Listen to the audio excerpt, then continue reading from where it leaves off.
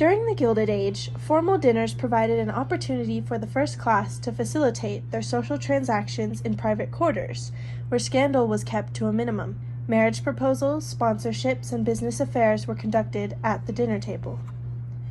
Women were always responsible for managing the intricacies of planning a dinner. Women, with the help of their staff, sent out the invitations, prepared the staff, and prepared the dining room. Once invitations were sent out, declining an invitation from a gracious and wealthy host was considered the paramount of disrespect within good society.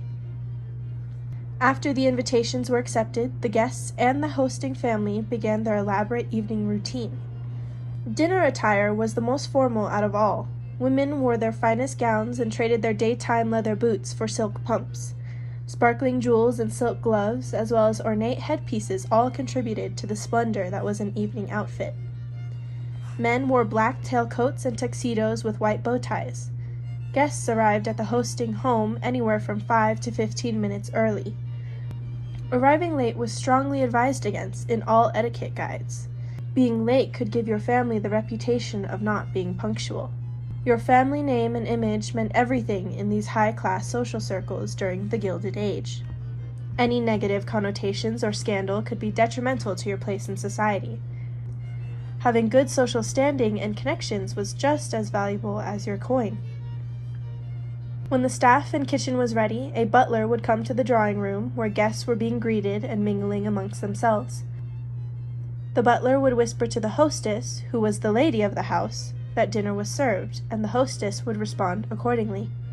The male host would lead the way into the dining room, taking with him the lady who was considered the most distinguished guest amongst the group for the evening. Other couples would follow in the order that had been assigned to them upon arriving, followed by the hostess and the most distinguished male guest. The footman would place chairs for the guests to sit, and once everyone was seated, the service started. The dining room, seen as a masculine space, was often decorated in dark and somber colors with oak furniture linked back to masculine Englishness.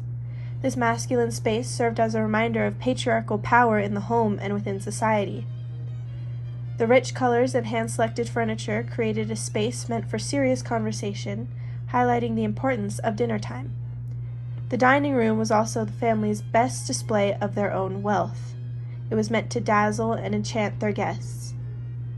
Numerous glasses, porcelain china, and silver-plated serving vessels adorned the table, as well as an array of utensils unique to each course and dish served throughout the evening. The expensive white tablecloths were cleared of any crumbs after each dish, maintaining a clean space with no worry of stains or mess. First-class dinners had anywhere from 8 to 12 courses. Each course and meal required different forks and dinnerware. Oysters, an extremely popular dish amongst all Americans during this era, were the first dish to be served.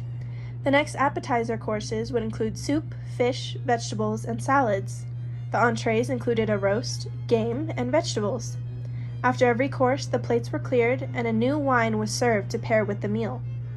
Finally, the dessert course, which included ices, pastries, cheese, and fruit, and finally, coffee and champagne.